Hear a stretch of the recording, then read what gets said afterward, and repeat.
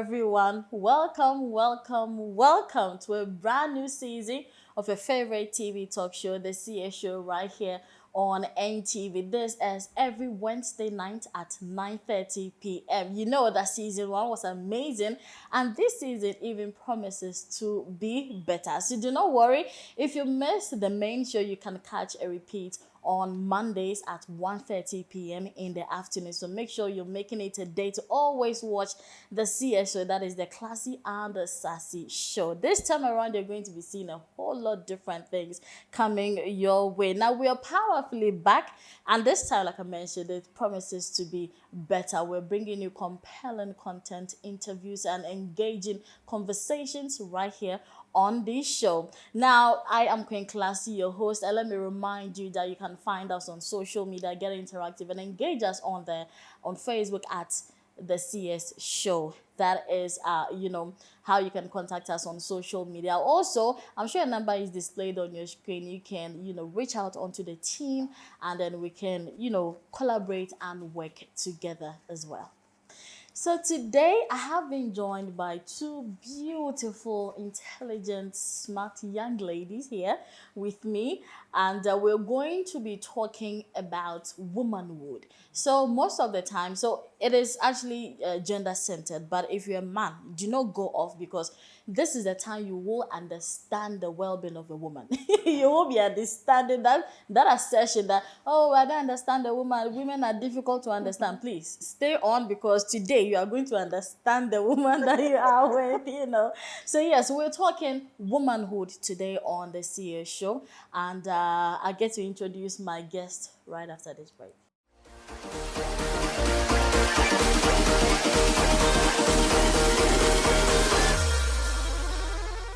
Thanks for staying around. You're still watching the CS show live on NTV. Make sure you're interacting with us. We're broadcasting live on our official Facebook page as well. I handle there at North Television GH. We're live on there. Get interactive with us over there. If you find this worthy enough, kindly share for others to, for it to reach more and more people, especially the teenage girl who is transitioning into adulthood, because this is going to start from the bottom to the top. Exactly. So, womanhood is our topic this evening, up for discussion.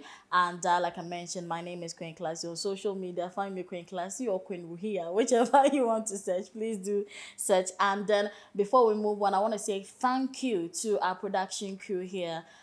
For the second season, maybe forever, but for the second season, we have TMP Studios, TMP Film Academy. Also, they are on board taking care of production, making sure that the CS show is, as nice as you're seeing it on your screens. You get it. And I just want to say thank you to Clinton Lodge and Restaurant. They has given us this beautiful space to bring you the CS show right here on NTV. Thank you so much. So if you're in Tamale or anywhere across Ghana and you're moving into Tamale, the best place for you to lodge is Clinton Lodge and Restaurants. You hear restaurants, there is food, there's everything. We have a swimming pool. Here is conducive. I tell the environment is conducive enough. So Clinton Lodge and Restaurants, please make sure you're patronizing us as well. And TMP Studios, they have been doing the videography works in Northern Region. They are the best. Trust me. You won't. I'm sure you've seen, the director Joe Gamley, director music videos, even here in the North. Worked with top artists and worked on various projects across Ghana, not just Northern Region. So yes, they are the best as well, and that is why they are our producers and production crew on the CA show. This evening, I have been joined by very intelligent, beautiful ladies, and I can't wait to get into this discussion with them.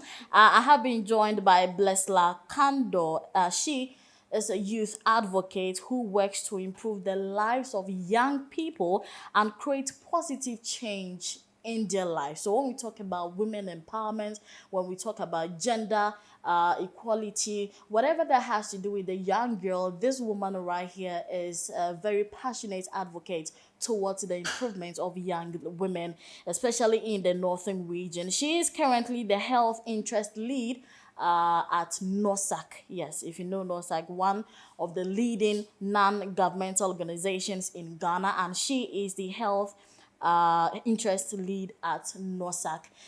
She has other attributes to her profile as well, but we'll leave it here. Let me say a very big welcome to you. Good evening. Thanks for having me here. We are so glad to have you on the show. Great.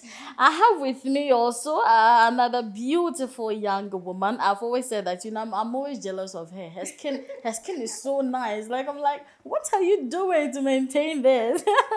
I have been joined by Miss Fadila Fusaini. She is the executive director for Tiyumba Hope Foundation, and she's also a health practitioner. So now her foundation is also an NGO, non-governmental organization, and they are also into empowering and assisting women and children in remote villages in northern Ghana and in the region. And she has significantly improved many lives in the region. So these are not small people I'm seated with, though. Hey, tonight I'm just blessed to be in the midst of these young women to talk womanhood. So if you have any contributions, make sure you leave that onto our social media platforms as you're watching, and watching live on Facebook, and also maybe a message or something. Ladies, Miss Fadila, welcome. Good Thank evening. you very much. Good evening. How have you been?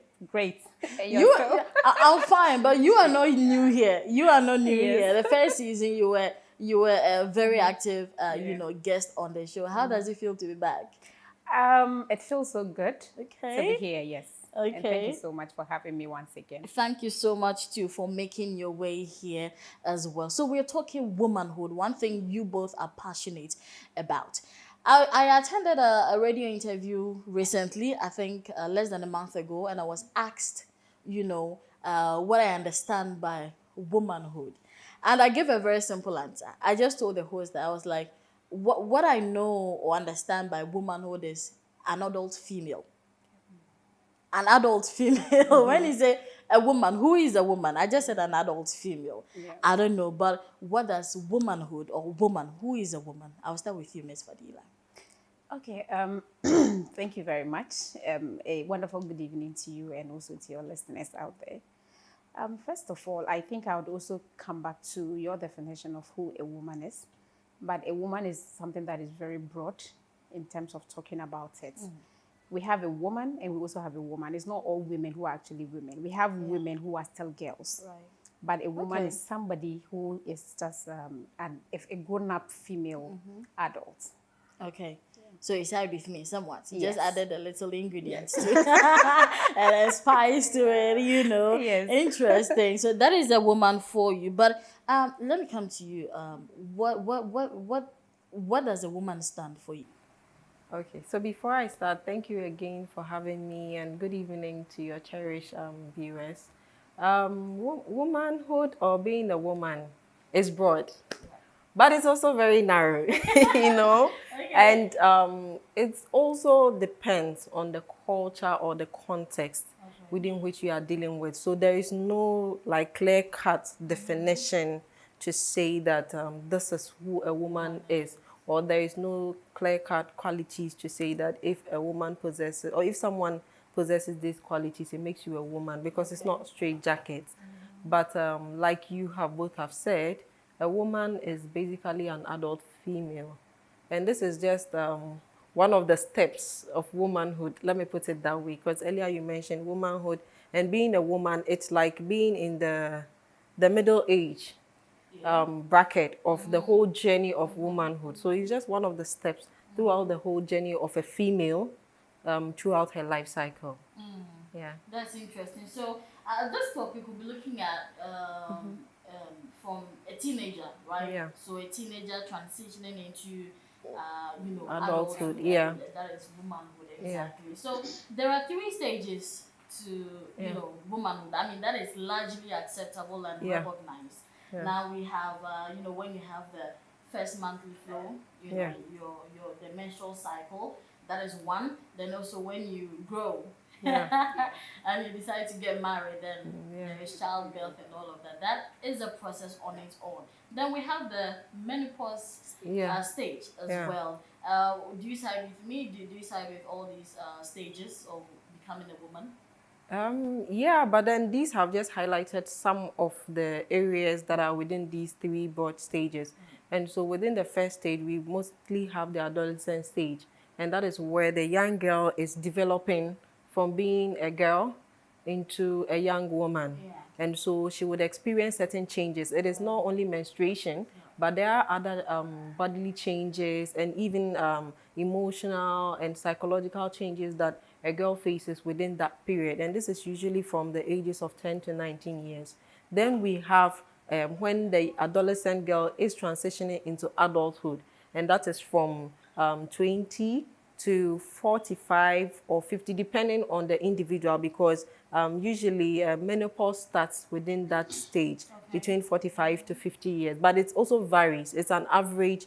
There are some people who even have early menopause, like 40 years, but averagely, it's between 45 to 50. And so the stage where adolescent ends, and then the stage where menopause begins, that is another whole period of adulthood where women will experience so many other things. You mentioned some of them. There may be marriage, there may be reproduction. If a woman decides she wants to have children, this is where you're actually going to decide what you want to do, your life goals, the kind of job you want to do, and other aspirations that you want to take upon in your life and all that. Then you have the final stage that we just talked about, that is menopause, where you are grown. I mean, you may not really want, but you would also experience some kind of changes within your body and within your system. I'm sure Fadila, being the nurse practitioner, can even give us some technical information or insights into that. But there will be a lot of changes within that state from that time till when you are probably called to your maker. Yeah. Exactly. So Miss Fadila, she mentioned a few things. Talk about some psychological, emotional change and stuff like that. Since you're a nurse practitioner, I'm sure you can give us some insights on those, hormonal changes that happens in the body of from a teenager to adulthood. Okay, I would say that with menopause, recent times, it doesn't only fall within the ages of 40 or 45 to 50 because of how we are exposed to our environment, the kind of food we take in, the kind of things we do. So I would say that it's sometimes started at even an earlier stages of your life, even before you get to that stage of being recognized in the society as somebody who have moved from the stage of being active to a menopausal stage. So with that, it comes with a whole lot of psychological trauma because this is just a hormonal changes in your system. So it comes with a whole lot of trauma, psychological, emotional, and these are the periods that women needs to be given more attention. Because it's more or less like now you've moved from childhood to adulthood, and you are now moving from adulthood to childhood again. And you can imagine as a child, some of the things that a child need, the kind of attention, the love, the care, and everything that a child would need at that stage. So when you move from that stage to the menopausal stage, it's more or less like you are now becoming a child. So you need that kind of love, that kind of attention, and that kind of patience, because it comes with a whole lot of flashbacks where a woman will just wake up in the morning and she's just in a different mood altogether. And it takes someone who understands what menopause is all about to be able to adopt to these new changes of the woman's life. Detailed explanation on that one. So I'm sure the conversation is just getting started and it's getting interesting. So I'm sure you want to stay with us. And if you're a man, you will understand a woman today. But just to say, there are some statistics that shows that we have 16,469,900 females in Ghana. Current statistics are showing that we have 16,469,900 females in Ghana. And between the ages of 15 and 29, we have 4,453,241. So if we have this current number, 4,453,241, transitioning into adulthood, that is a whole lot. If care is not taken, the next generation could be a mess. So that is why it is important for us to have this discussion. And now we get to the transition stage from a teenager to adulthood. Now, that is actually a very real change. And most of the time, if care is not taken, it could go down the drill. Now, it is a worry because there is no laid down process, to, okay, so this is step 1, step 2, step 3, and then yes, that is the way to go. No, there are no laid down rules or processes of that sort. Now, that is where parenting is supposed to actually come in, but unfortunately, this is the time that students, they are students, they go, they are in school, Yeah. and stuff like that. So there's this distance between child and parents. parents. Exactly. What can be done, to sort of change or, close the gap when it comes to women or young women transitioning into adulthood? I'll start with you, Ms. Fadila. Okay. Basically, what I would say is that, most parents do not get to understand that in every stage of a child to an adult to an adolescent or whatever, the child needs a critical attention at that stage. I would go to females because that is where my interest lies. Most parents do not actually give their children much attention to understand some kind of transitions or changes in their bodies, especially when it comes to she moving from childhood to adulthood. Because these are the stages that they are very vibrant, they are very naive, they want to experience everything that they are hearing of.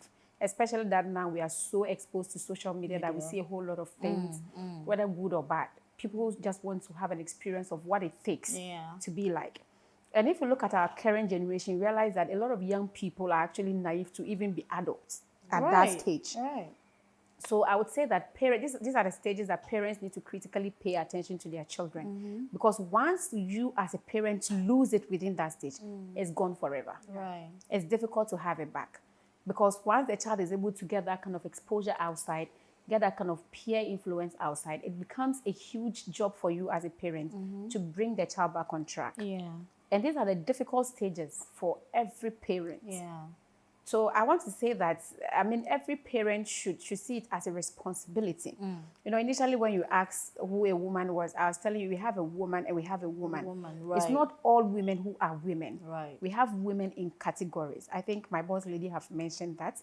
And then it takes a woman to actually understand responsibilities or even understand that kind of stage when a child is growing up. To accept that this is where I have found myself and this is what I'm supposed to do as a responsible parent. So at the end of the day, you don't fail as a parent and we lose it. So I would say that parents should critically pay attention to these stages of their children's life because once it is gone forever. And it's really difficult for you as a parent to be able to sit your word down, to talk to the child, to get him or her back. Right. That is a difficult stage, with the exception of, God's intervention. Because at that stage, it's only God that can change the child for you. Yeah. If you have failed as a parent at that early stage, you have failed completely. Exactly, because you talk about the distance because between the ages of, let me say at the age of 18, most girls are in the university or maybe just completing senior high or in the university. So between the ages of 18, 22, this is the time that it's they explore a lot. But one thing we forget is this is the time that whatever choice you make actually affects your future in the next 5, 8, 10 years to come. We forget that aspect. And also we the men, I was asking on social media what they mean by I don't understand, women. I'm like, what are you saying? What about us don't you understand? If you're more specific, I'm sure that would be that would help more. But if you just come and generalize and say you don't understand women, then how do you raise a girl child? That was what I asked. If you don't understand women, then how do you even raise a girl child? Because it is a female that grows into a woman, and the characteristics, the qualities remains the same largely. So nothing really changes. So if you as a man, you say you do not understand women, how do you raise a girl child? So now that comes to bridging the gap and stuff like that. What do you have to say, especially to men who are watching? I would say that it's quite interesting to hear that. When people raise stuff like that, because if every human being, whether a woman or a man, it's difficult. Even women also say that it's difficult to understand who a man is. Okay, exactly. okay. That is the nature but there are some basic things that you would need to understand about the person. Right. And I mean, you wouldn't see it to be difficult anymore. But I would say that women are so naturally, I mean, gifted beings. It feels good to be a woman because it makes things more easier for you. You feel so comfortable as a woman. You feel so relaxed, even though it comes with a whole lot of challenges. Right. But I would say that if men also give themselves some time, they would understand who a woman is. Don't try to understand the part you want to understand. A human being is so broad to understand. You can never know a human being completely. So you just have to open yourself to what you want to know. And nothing becomes difficult for you again to understand. Yeah. Yeah, and I would just like to add that, it's always very funny when I hear men saying that they are finding it difficult to understand women. Because first of all, the man came from a woman. Yes. It is the woman that raises the man. Yes. The man probably lives with a woman all his life when he came into this world. Yeah. If this man has a daughter, it means he's there right from the time that she was conceived. Yes. When she was born to her. So what don't you understand? Exactly. Yes. I think that is because the men are not being intentional about understanding women, because they feel that it is a woman's responsibility to understand and raise a woman and deal with it. And we do not have to separate men and women. We are partners. We work together. In fact, a man cannot be a man without a woman. And a woman cannot be a woman without a man. So it goes both ways. And so until men start seeing it as their responsibility and being intentional, that is the only way that they can understand women and be part of their growth. And just like Fadila was saying, all these things, it starts from the home, because the home is the primary source of socialization. And so once young people are growing up and they are getting into that stage of adolescence, they start to experience hormonal changes, they start to experience physical changes, because girls will start developing breasts, they might start developing different body structures. Boys will also start developing coarse voices. They may have pubic hair growing at other places. Sometimes they don't even understand what is happening to them. In fact, when it starts, they are all over the place. They are not sure what is happening to them. And so parents are the first people. So because to be a parent, it means you have crossed that stage and you are here. So why are you not talking to your own children to let them know that, look, I went through this stage. This is how it went. It is not a scary stage to pass through. It is a normal biological process that you would get through before you get to this stage. And this is what you need to do. Most often than not, we shy away from talking about these things with our young people for whatever fears that we have. And we rather put them at risk, because when they get to that point, they need solutions to whatever challenges they are facing. So they would definitely ask other people who would give them maybe good or wrong information. Yes. And so at the end of the day, they may make wrong choices. So for me, I feel that parents are the primary sources. We need to foster intergenerational dialogues. Parents need to talk to their young people for them to, and the challenges, they change, they evolve. What were challenges for young people 10, 15, 20 years ago? Now there are so many challenges. So if we are not constantly talking to our adolescents and young people, we will assume we know the challenges they are facing and try to tell them how to address them when they have other challenges and we are not addressing them. So and sometimes they feel like we don't actually care because we are not trying to understand them. It's that we think our young people are not listening to us. They also think we are not understanding them. And once that conflict is there, at the end of the day, we wouldn't make any headway. And so we need to talk to young people, let them know that we understand them. We have been there. We are ready to listen to them. What are the challenges? And then together we find solutions. But then again, like you said, a lot of young people within these ages, they spend a lot of time in school. And sometimes even with their teachers more than they spend at home. And if you look at when we were back in school, basic school or junior high school, we had subjects like life skills and other things that had a lot of topics that were guiding us on some of these things. Now, the content of the car is different. We don't have some of these things. So they are getting like surface information as compared to what we had.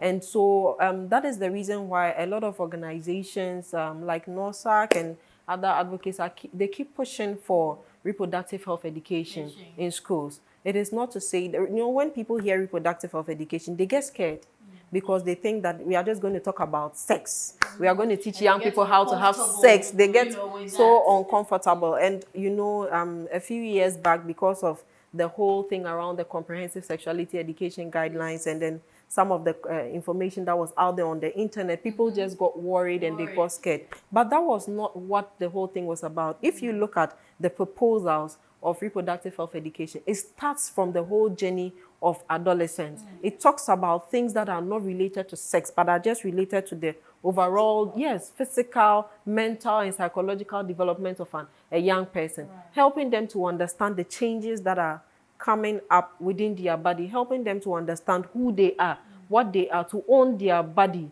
to have that integrity and autonomy over themselves. And when they have that information, they are able to make informed choices. And so even if they are not getting a lot of it at home, they will get enough at school to balance it. And so it is a double responsibility from parents at home, but also in the school where they spend more time and they are educated to have. And maybe we need to continue to have this conversation so that young people have it, because it's going to help them in so many aspects of their life. And very little of it is talking about sexual or reproductive health. A lot of it is talking about the overall development of young people, is talking about menstruation, and a lot of young girls have challenges when it comes to menstruation, because even when they have their first menstrual period, nobody at home has even talked to them about it. And then these are some of the things we are talking about. What to do when you are being abused or you are being touched inappropriately, all these things, gender concept, gender stereotypes and all that. So I like the fact that you mentioned about that bridge and then the gap, talking about, our parents and their way of doing things at their time and our time.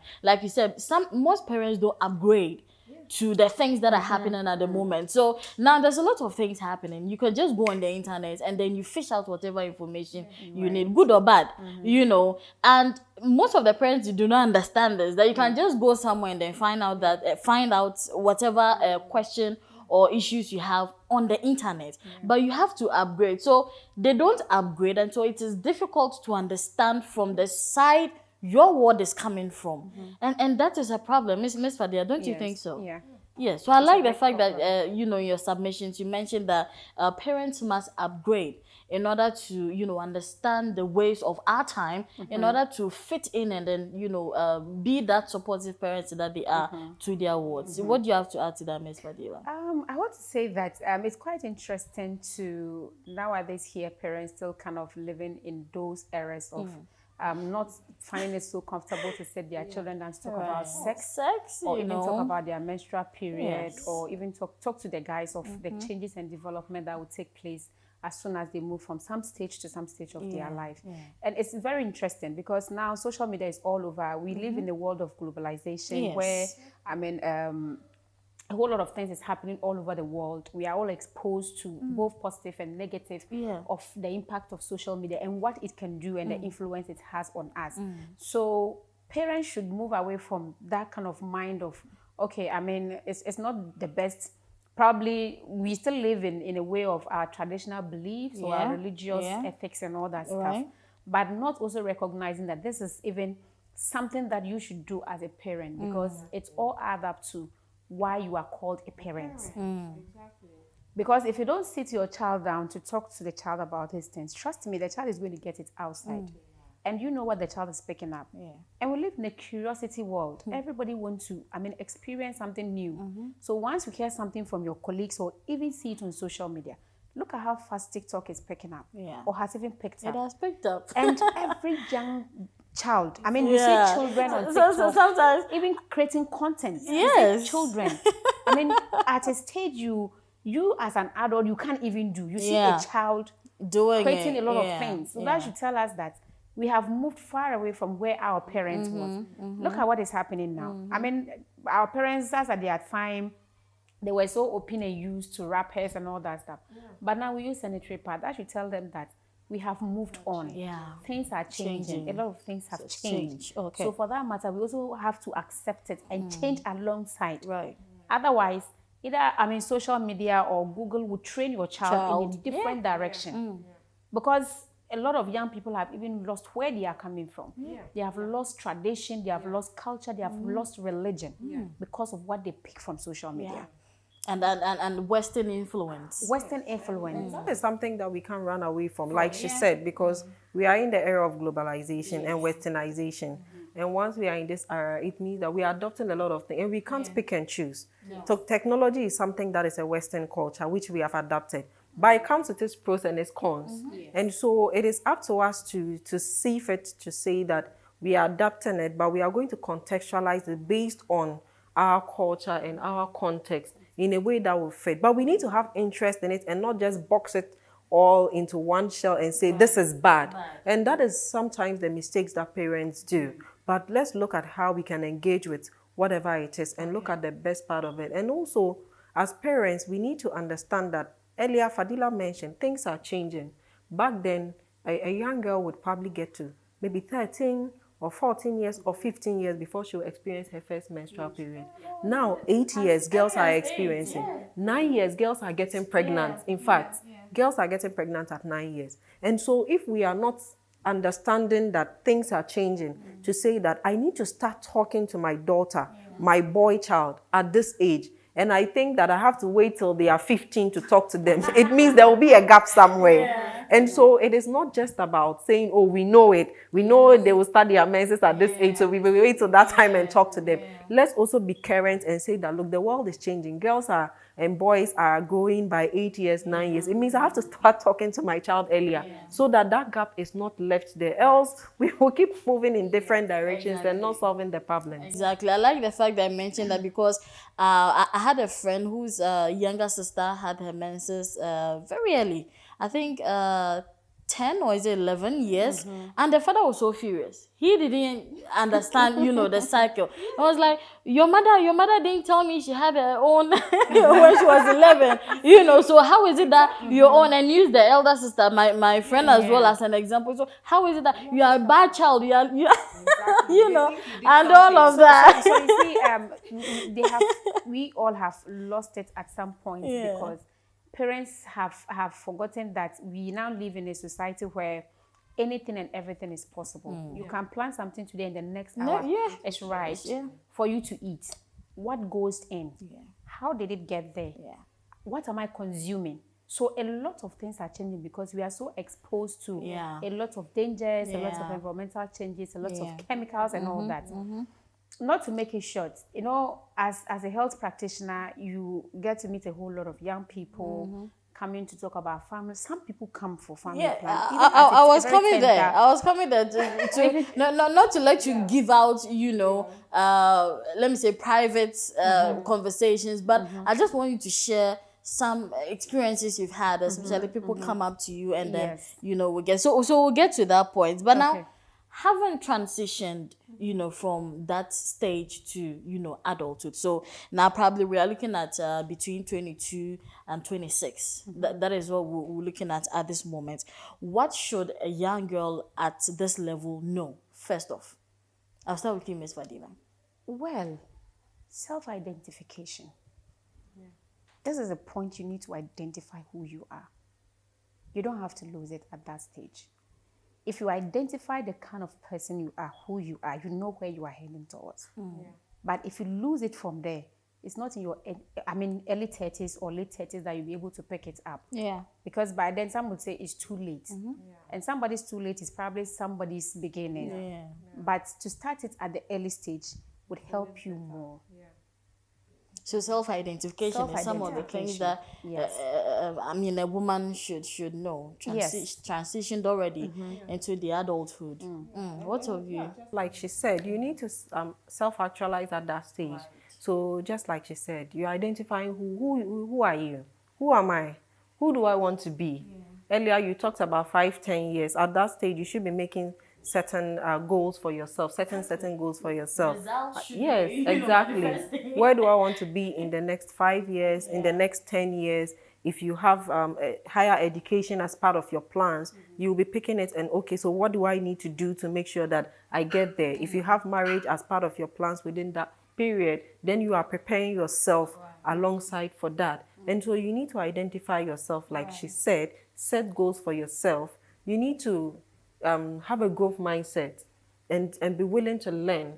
Be willing to engage yourself with people, like-minded people who have that growth mindset or who are kind of a bit grown and have already crossed that stage. And that is where mentorship is very, very important.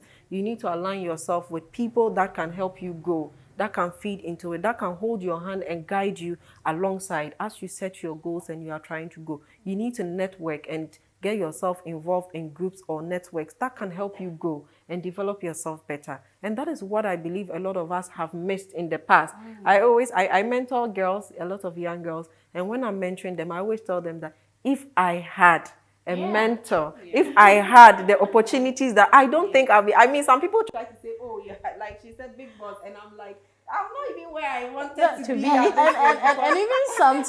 And even sometimes you were told, but you know, as what they like, oh yeah, hard girl and stuff like that. So you don't, but now you know better. And I think that now there are more opportunities out there for young people, young girls, young boys. There are more opportunities. Our time, these opportunities were not that readily available back then. And it's either you need to struggle to get it or you need to be part of it. But now they are readily available in the tertiary institutions. Organizations are there throwing mentorship opportunities here and there. You go to the internet, LinkedIn, Facebook, there are a lot of opportunities. And so now all you need to do is to just position yourself and your mindset and then get into it and you are there. So I always tell them, look, if I had these opportunities, I'm sure I would have done so much more. But I'm also thankful that it gives me the opportunity to be able to use it to guide people to be, so that by the time they get to where I am, they have crossed whatever I would have wanted. And at this age, they are able to support and also hold the hand of other young girls and other young people to get there.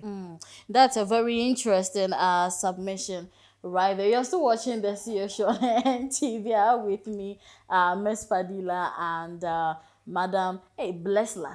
Yes. I had it right this time around. I had it right this time around. If you're just joining and the conversation was just going, I'm sure you're enjoying it. Though we're talking womanhood, you know, though the men, you're not left out because it's a whole conversation on its own. But this is where reality begins. From 25 down. This is where reality of life begins, and it is the period where if care is not taken, your life will go down the drill. Now some people will start to curse their parents, you know. Oh, my uncle is doing it. It was my auntie, it was my uncle, it was my mother. You see, my grandmother at the village, she's not me. You know, that statement that your village people are following you. No, not at all. It is you have done that to yourself. You have done that to yourself. So this is the time that building yourself is very important, like you've mentioned in your submissions as well. Whether it is learning a skill, whether you're in school, educating yourself, you just have to make sure that you're making and making it very well aside that. Now, within this period, your goals are, you know, what you should be focusing on. And this is the stage where comparison, you know, kills. Where either society or parents or even your colleagues or even yourself, because you have lost yourself and you feel that you have failed yourself, but you don't want to blame yourself, you want to blame others. But this is the time that if care is not taken, like I said, your life will go down the drill. So comparison, you know, at this point, what would it do to you as a young woman if you fail to take those, you know, opportunities and learn something from the ages of 22 to 25? Okay, I think my boss lady have already said something about that. That is to say, at that stage, you need to, first of all, self-identification. You also need somebody who can guide you. If you identify what you want to be, what you want to do, you need somebody who can guide you to be able to achieve that. Because you can't just sit and assume that with the direction that you are going, probably is the best for you.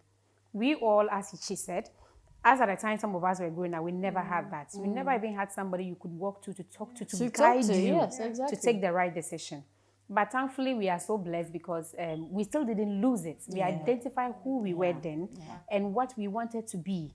And then we try to, train ourselves in that direction to a point you think, okay, I'm now so exposed to people that I think are on the same path as me. So let me align myself to them.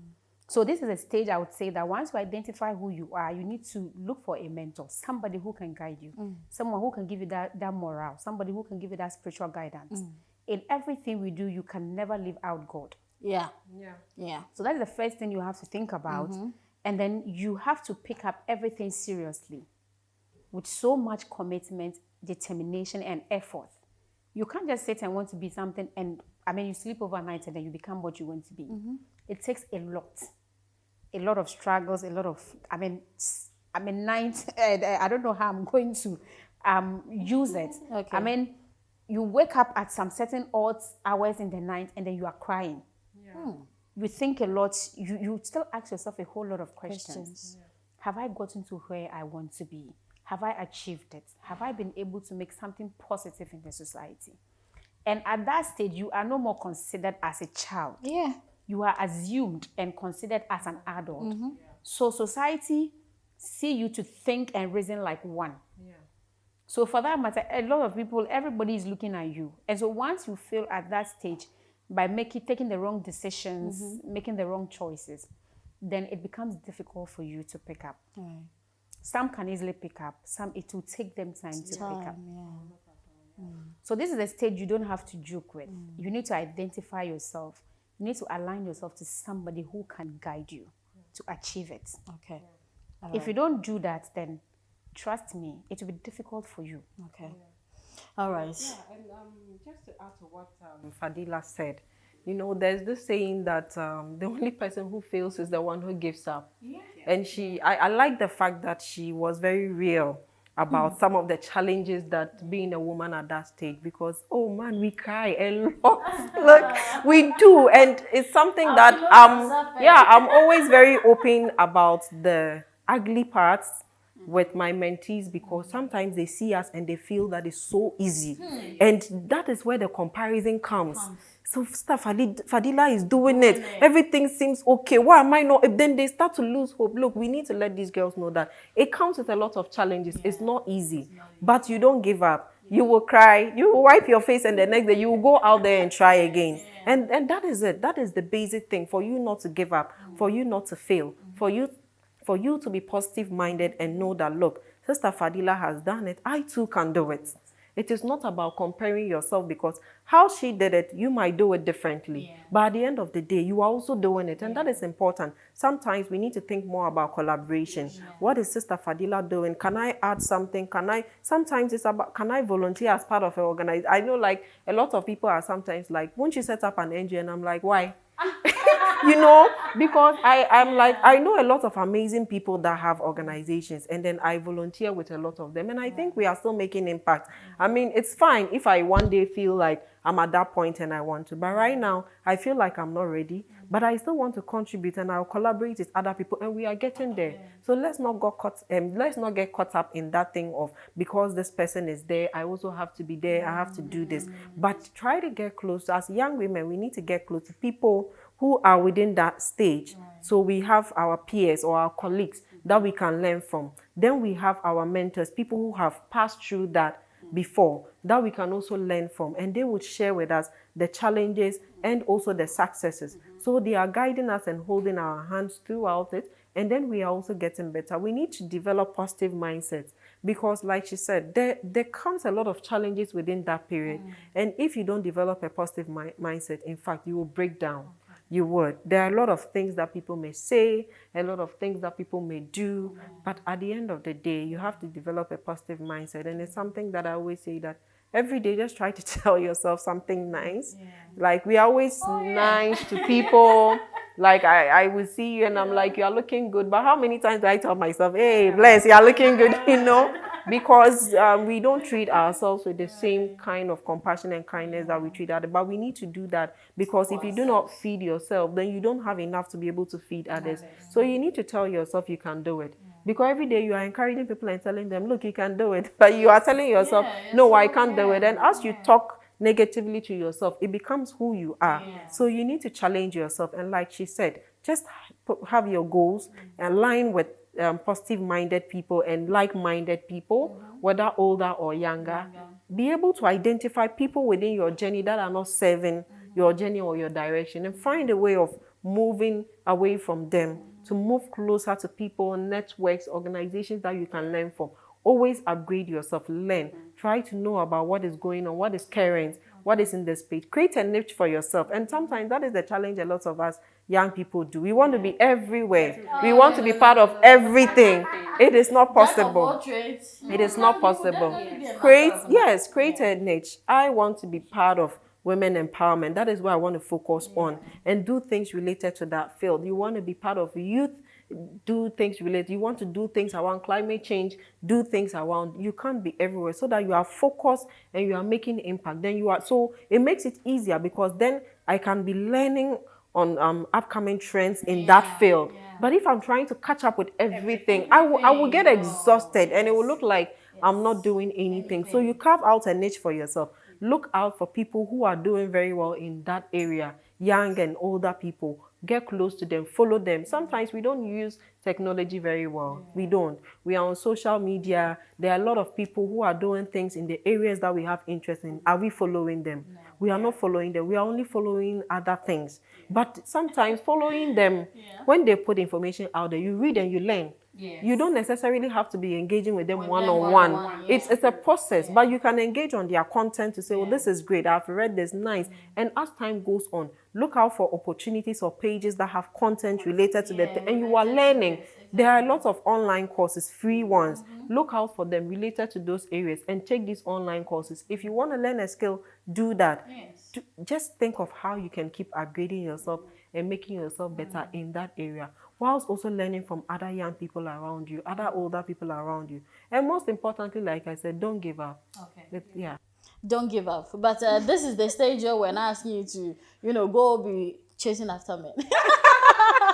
No. This is the time you're building yourself, building your capacity as an individual. It is very, very important for you to build that. And also, I know there's a lot of pressure that can come from society, parents, friends, colleagues, even your enemies, as we will say, So please make sure that you're building yourself. The age between 22 26 is not an easy phase. It is not an easy phase at all. It is a very difficult phase. But whatever decisions that you take at that moment, it is what is going to be in the next, 5-10 years to come. So if you decide that you are going to be wayward, that is what it's going to be. We'll come to talk about the qualities of a woman, where we talk about the positives and then the negatives as well on this matter. But then after this phase, comes the reaching your self actualization, because that is the time you have a lot of energy, you've worked so hard, so you are reaching your self actualization stage. How do you manage? How do you organize? How do you survive? That stage as a woman, because a lot is happening around this period as well, from your work life to your social life to your spiritual life to your personal life. That is these areas, because we are spiritual beings as well. This period is a lot. It's a lot to deal with. Is this so? How do we maneuver our way through this path? Around this time, I'll start with you, Madam Bless. It's not easy. It's definitely not easy. But earlier, Fadila said something that is, I think for me, is the basic and the most critical step. It's about connecting to your spirituality. Whether you are Christian, whether you are Muslim, whether you are a traditional believer, you are whatever, but you really need to take that very seriously, because you can't do anything and you can't get anywhere without that. And so once you are taking your spiritual life seriously, every day you pray, you commit everything into God's hands. It doesn't matter the kind of prayer you are saying. Prayer is just basically you talking to God. You can say, yo, God, today I'm here, I mean, that's by the way, but sometimes it's just about pouring your heart out and talking to God, to just tell him what you want to do, the support that, and you need to take your spiritual life seriously. It's very important. But I mean, like I said, you just need to find a way of aligning and balancing whatever, because for different women would have different things going on in their lives within that period. For instance, I am a full-time worker. I am a wife. I am a mother. I am schooling, in fact. So maybe another person may not be going through all these stages around this age group. So it depends on what you have going in your life within that period. But it's all about balance. you being able to balance each and every one of them and allocate time. And it can be challenging, especially if you are a mother, if you're a wife. It can be really challenging because the issue of balancing work with home, with school, it is not an easy thing. And we always say that women multitask, but I mean, I can't describe the kind of multitasking women do. It's not easy, but it's just about being focused and then aligning to say that, okay, I know that at this stage, this is what I need to do. This is what I need to put in place to make sure that this doesn't affect my work. So I get my work done. When I come home, this is what I need to do. But one of the things that can be challenging for us women within this stage is the lack of social support. That can be one of the most challenging things for us within this stage. Some women are lucky to have that. Not all women are lucky to have that. And it can be very draining and bearing, even mentally. It can be, and it affects other aspects of your life. And so if you do not have that support, try and find that support for yourself. And in any way that you can reduce the burden on you. Because when it comes to childbearing, being a wife, and being married and a career woman, look, at home, the burden of unpaid care work, it's mostly on the woman. And so for me, I would say that, look, we are in an advanced world. Let's not be scared about getting help. If you can afford a washing machine, get a washing machine to help you. If your partner is not available to support you, get technologically available things that can help you with it so that you can have time to rest and be able to have quality time to contribute to your work, to take care of your children and to do other things if you are schooling and other things. We have passed that stage where we should feel that I have to do it all because I have to be a superwoman. Please, you don't have to be. You are already a superwoman by being a woman because womanhood is challenging. Don't kill yourself. There are so many things that you can do within that period. And there are some that you cannot do. Don't kill yourself. Look at what you can do within that time. Focus on it. Take it one step at a time. If it is draining you, look for help. Look for things that can help you address those challenges and move on. Okay. All right, Miss Fadila, now these are 5 areas that actually, defines our existence on this earth. Your life, your social life, your personal life, your spiritual life, and your social life. All these things actually define our existence in this world. What do you have to say? How do we manage, through those times? So just to add up to what she has said, I'll first of all say that while she has mentioned God, and that is the most important thing, we all need that in our life. And the next thing is to surround yourself with good people. Right. Because even in friendship, everything you do is all about partnership. You need to partner with people. Even in friendship, the way you communicate, everybody have a way of contributing little to your life. So when you surround yourself with good people around you, things becomes more easier for you. That was last 2 weeks before the Salah.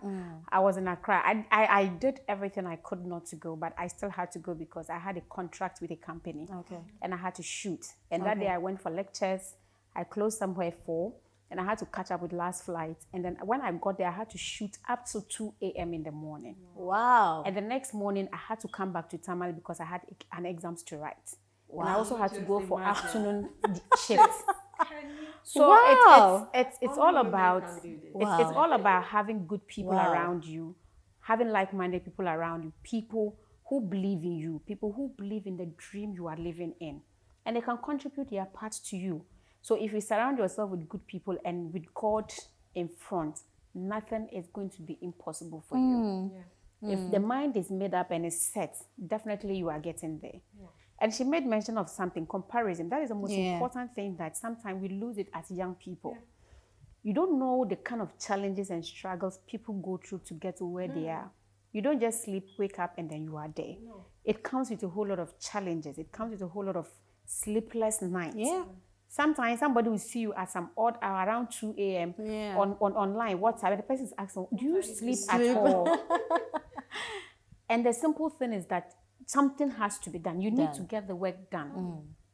Because you can't just leave as they'll see you on social media. They think, okay, everything is good for you. I mean, you sleep, you wake up. You have everything at your disposal. But you have to go through a whole lot of things to get there.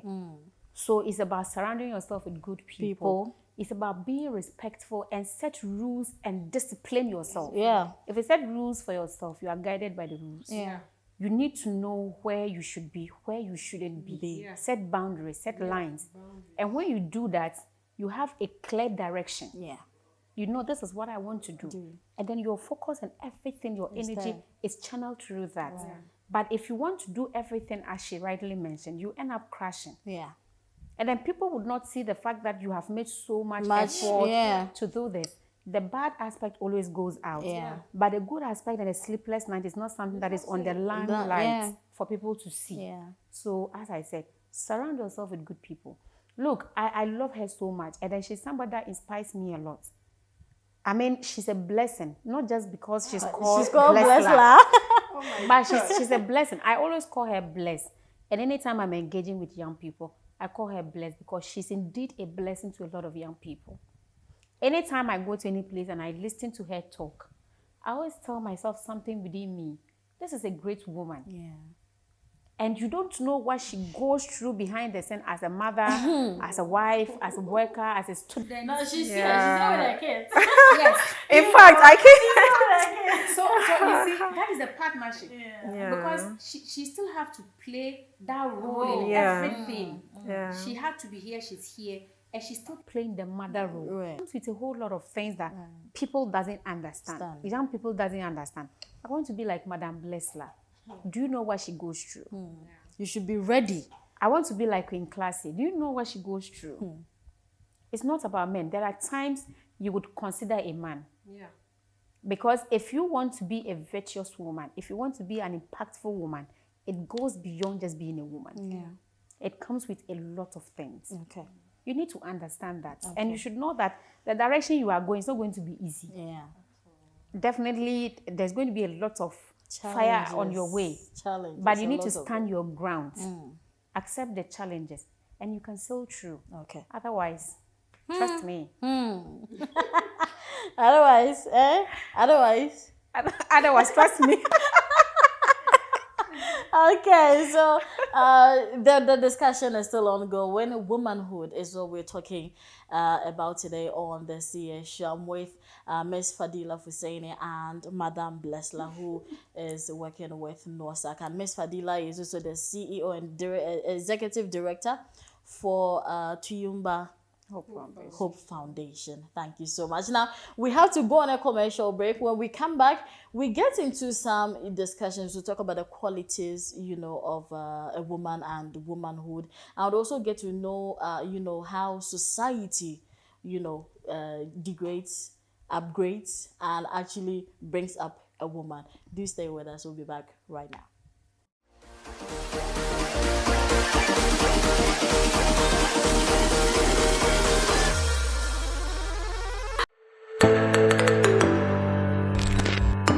Explore the innovation and imagination behind epic movie making.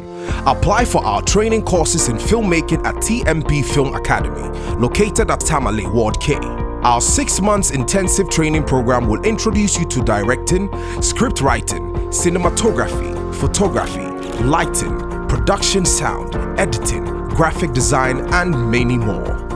You will receive hands-on technical training through behind-the-scenes breakdowns, concept development, storylines, student productions, and mentorship by seasoned and experienced industry professionals.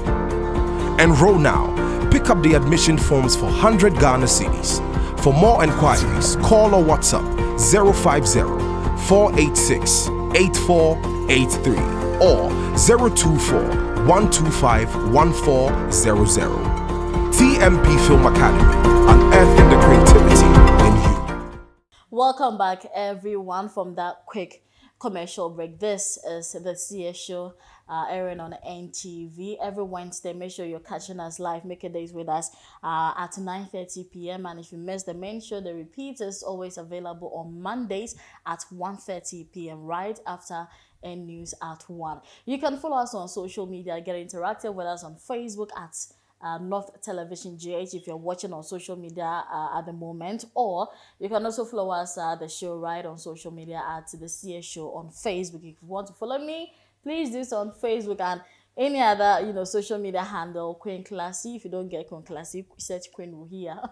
You would find me on any of the social media handles. We're coming to you from Clinton Lodge and Restaurant. Today are providing this beautiful space for us to bring you the CS show, and of course the production crew, TMP Studios and TMP Film Academy. Our director, Shahid Biggie, who is here with us here at NTV. Now, we're talking womanhood. If you're just joining, we're talking womanhood, and I've been speaking with Miss Fadila and Madam Blessler on this topic. These are young women who are so passionate about female and, the growth of a young female, because it is important. They are the next generation. And so if we do not nurture them, to take on to the right path, there will be a lot of chaos in future, and stuff like that. But we're coming to the part where we see how society plays a role, in the life of a woman. So I'll start with you, Miss Fadila. Let's talk about, you don't want that to come to you first. So we live in a society. In today's society, there is this expectation from a woman, to living a modest life, to living a modest life, but others are beginning to complain, and go by this, laid down rule or process, let me say, by the way society judges women when it comes to their appearance, even their lifestyle, for instance. What do you have to say about that? I'll first of all say that we all have our sense of belonging. Right. We, in one way or the other, everybody have where you belong to, traditionally and religiously. Right. And for society, I would say that society contributes and play a very vital role in every aspect of our lives, from childhood to adulthood to menopausal to, going back to your maker. And I would say that society contributes about 60 to 70% of what we do. In everything that we do, because sometimes even parents do not get to take some decisions, and society will influence parents. Okay, your child have sat for so long, why is she not getting married? Is it that she's beautiful? Why is it that men are not coming after her? Or this child have gotten married to a burger who is doing very well for her. It's something that happens. Real. That is a reality. Or get somebody to come and marry you and all that stuff. So I would say that we cannot do anything without still considering society to be part of what we do, because they play a very key role. And we should see them as partners. Sometimes we kind of we ignore that aspect. But that is what is rather leading us to all the problems we are talking about today. Yeah. So, society puts a lot of pressure on women, especially. The way you breathe, she signed heavily. She signed heavily, really. She said, "Hey," again. So it's not easy. Look, sometimes even at the hospital or even at home, you'll be there, somebody walking, I want to see Sister Fadila, the person will come in and the person will start to talk about some things. You yourself will get emotional. Because at that stage, the parents should rather concentrate on something different than talking about what they are talking about. We are not saying it's not the right thing. Religiously, both Christianity and we Muslims, we all have our way of understanding and relating to things. And then what the religion says those days, trust me, this is not to say, initially I said this is a very sensitive topic to talk about. What religion says, then a lot of things have changed now. And religion is so flexible to each and every one of us. Religion would not put so much pressure on you more than what you can bear. So sometimes we also have to understand the fact that things would happen the way it's supposed to happen. And things would happen naturally. You don't have to influence anything. So if you as a young person, your parents begin to talk to you about some things, and then you don't sit to question yourself. One, am I socially, psychologically, emotionally prepared for it? Mentally, am I prepared for it? Financially, am I prepared for it? Very, very, Very key for women, in fact. It's very key for women. Right. Seriously, why are we talking about women empowerment? It's Yeah. about the finances. If you as a woman, you are not a woman enough who goes to work, come back at the end of the month, you are able to bring something to support. And you don't have any contribution in terms of taking decisions for you or the family. Trust me, they will not even consider you. Right. You don't even have a voice where you should raise a voice. Yeah. Because you're not bringing anything to the table. Yeah. So for that matter, decision will be taken for you, even at a stage you are still seen as an adult. To do some things right. They will still take decisions for you at that stage. So at the end of the day, they're taking decision for you. It's not going in favor of you. They are not taking the right decision for you. You know yourself. So there are some things you have to stand your ground as a young person. You have to speak out when you should speak out. Because you know yourself better. Okay. If you go into anything that people will sit and take decision for you, trust me, if you fail, they're not going to say they have pushed you into exactly. that. Yes. It will be you. She or he is not able to do it. Let me just say she. Yeah. She's not able to do it because probably they begin to align with a whole lot of things. She have a bad attitude. She's disrespectful. She's this. Stand your grounds when you are supposed to stand your ground. Okay. Voice out when you are supposed to voice out. Because Okay. when you fail, that is the end of you. Okay. That is just the end of you. Okay. Earlier when she spoke about networking. Networking is very, very important. Network with people you think can help you grow. Even in the society. In society, we all have people we look up to. I want to be like this person. I like the way she dressed. I like the way she talk. I like the way she control herself. It's not about the dressing. Yeah. Somebody can be dressing in a way that people would say, okay, at the end of the day, this person would just, be on the street. But such people will end up being productive citizens. Right.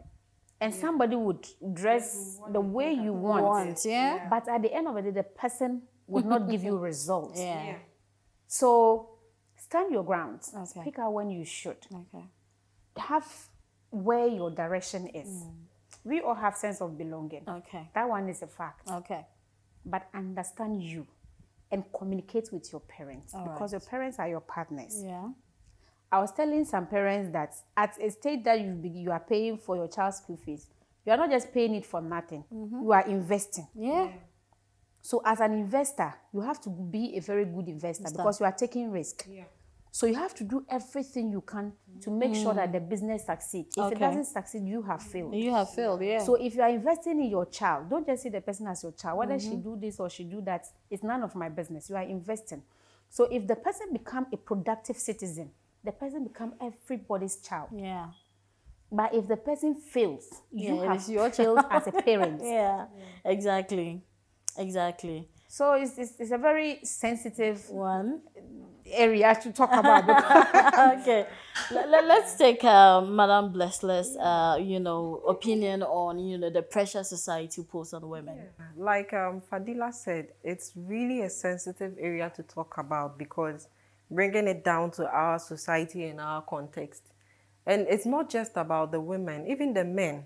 Because right from time immemorial, we have these gender norms and stereotypes of how we think a man should be and how a woman should be.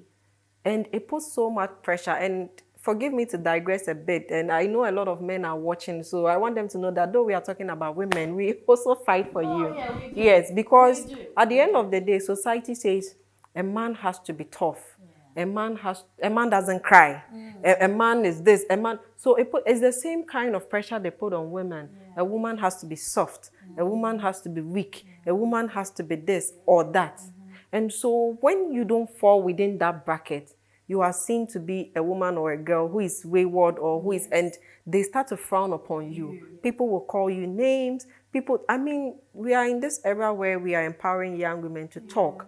And it's because things are changing and things are growing. Back then, girls will not be given that platform to speak because if a girl is that assertive, it is misunderstood as she's disrespectful, she's too loud. And it was so much that even we, the women, have bought into it that if I see my fellow woman, I'm like, this lady, she doesn't respect. This lady, by now, she doesn't even respect her husband in the house. All of a sudden, they are digressing it into several aspects of your life.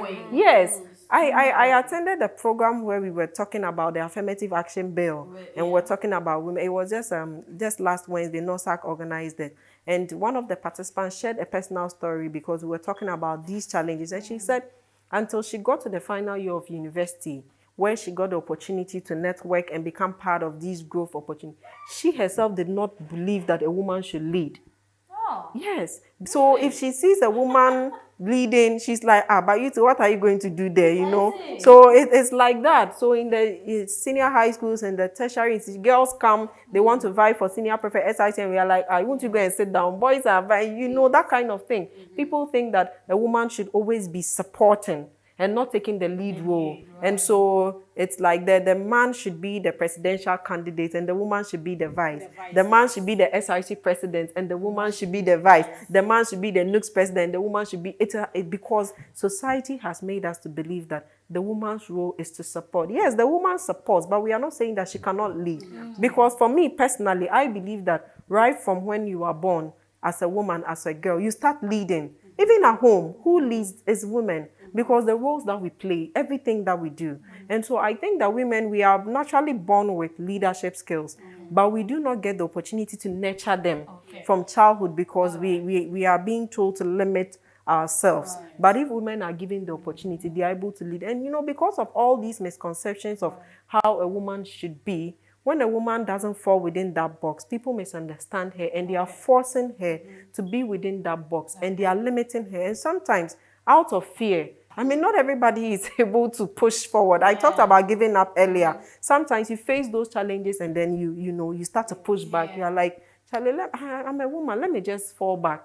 Let me just push back. And so the challenges are many when it comes to society. And I won't say that I'm blaming anyone because that is the society we find ourselves in. And like she said, our society plays a critical role into who we are. And so it is about time that even as societal actors and leaders start to open up ourselves for these kind of conversations, start to demystify these things about what a man should be. And a man should feel comfortable to cry if he wants to cry because something is hurting him, of course. And same as a woman, if a man, so you see that men are trying to hold back a lot. And he's really breaking down and he's forcing to hold because society has to, and you are harming yourself. And if you look at the statistics, my research, you see that a lot of men commit suicide or even have mentally challenged. And that is it, because the man has to be strong. I'm the man. I don't have to show my weakness. I don't have, and they are suffering inside. It's the same way women are suffering because I'm a woman. I'm supposed to be this. We talked about dressing. A woman cannot dress a particular way. A man dresses that way and it's okay. A woman dresses a particular way. She's raped and they're like, but why was she wearing this dress in the first place? What was she doing in his room? What was she doing outside at that time of the night? Practically everything a woman does is judged. But if we become open to have conversations and to just demystify these things, we'll begin to make some headway. For the lack of time, let's look at the qualities of a woman. What is her well-being actually? I'll start with you, Miss Fabio. Next time you won't sit here. As for a woman comes with a whole lot of qualities. I mean, we can't limit in terms of qualities. There are so many, numerous qualities that we can mention about who a woman is or about a woman. First of all, the most important thing is responsibility. Accepting responsibility. That is one quality of a woman. If you accept responsibility, you know what you want. You know what you are going for. That is the most important thing. And then the other thing is, what should I even mention? The qualities are many. There are many. Yeah. And the works of women can never go unnoticed. In everything. In fact, in today's running of the world, women have contributed massively. So women generally have a lot of qualities that we cannot just limit to one or two or three. But the first one I would say is the responsibilities, accepting responsibilities. Every woman is responsible. Because if you are not responsible, you can't give birth to a child. Okay. Nature the child to become who the person is. Yeah. We all have been born by women. And we are productive citizens. That is the quality of a woman. Okay. Yeah. Yeah. So Just like that, exactly. yeah. Right. So That's yeah. what So you like think. she said, it's not limited. I mean, there are so many qualities that a human being or a woman should have, and there's no clear-cut qualities set aside for a woman. But there are some things that would be very helpful as a woman if you have. For me, one of them is empathy. I think that as a woman you should be, and I think naturally God has given us that as women, maybe because of that motherhood thing that every woman has naturally. So they refer to us as very emotional people. Well, but Women are very emotional. yeah, we are. We actually are. But you should be very empathetic, because that empathy, you know, is the ability to be able to put yourself in other people's shoes. And so I would not condemn my fellow woman if I'm putting myself in her shoes, or my fellow human being. So for me, I think that as a woman, you should be empathetic. I also think that a woman, you should have emotional intelligence. So we talk a lot about the fact that women are emotional. And so we need to possess that emotional intelligence to be because truly, you know, they will say that women, we feel more. It's being used against us. Exactly. And that is the reason why we need to be intelligent, to know when to do what, when to react, when to say what, when to process what. So that we are not lashing out when we are not supposed to lash out. So that we are not breaking down when, I mean, like we said earlier, we would break down in our rooms. But when we need to step out, let's step out and get the job done and go back home and break down and say, look, I'm tired today, but you need to be emotional. And it's something that, I mean, we all in this space, we are learning, we are getting better. And we think that as a woman, you should do. I think that another thing that I would like to add is a woman should think about leadership. You should be a leader. She was talking about it earlier. And for me, I always tell my young people that I engage that leadership is not about having a title. It is about making a change anywhere you are. Any small way. And for me, that is what keeps me going. As a woman, you should be a leader. Make a change. Whether it's at home, what little change are you able to make? Whether it's a school. Could it be that, for me personally, I don't throw rubbish anywhere. I will, if you open my bag every day, I have rubbish in my bag. Yes. Because, you know, yes, and it has just become part of me. And that makes me a leader because I'm making a change. I'm contributing to climate action. Yes, so that but it's little, but it's something. And so we need to move away from being a title. I don't have to be a women's organizer. I don't have to be the president. I don't have to be the chairperson, the CEO of this organization. But I can make a change somewhere. Is it that one girl in my house, in my household, that I'm able to guide her to do this and that? That is being a leader.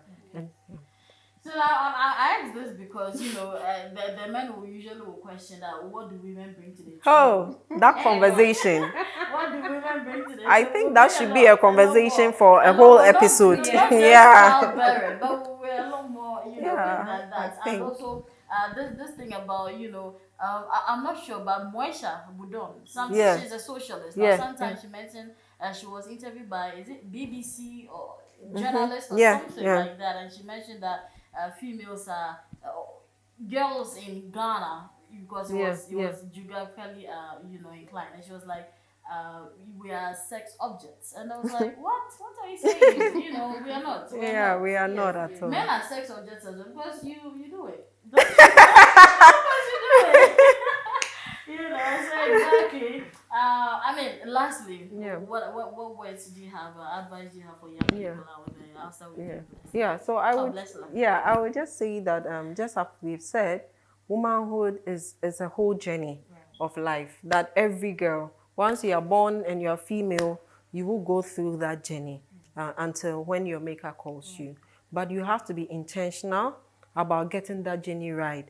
But I will also entreat parents and guardians or elder siblings and all that to be very intentional about helping our young girls get this journey right, because sometimes it comes with a lot of confusion and they do not really know what to do. And when they are left on their own, they start to seek for answers elsewhere and solution elsewhere. We all have that collective role. And earlier I mentioned men. Look, men are very important. Let's not leave this to women. At home, mostly fathers will say, oh, it is the mother. When it comes to the girl, it is the mother. Look, let's get involved. Because I said earlier, it is a woman that gives birth to a man. It is a woman that breastfeeds a man. It is a woman that raises a man.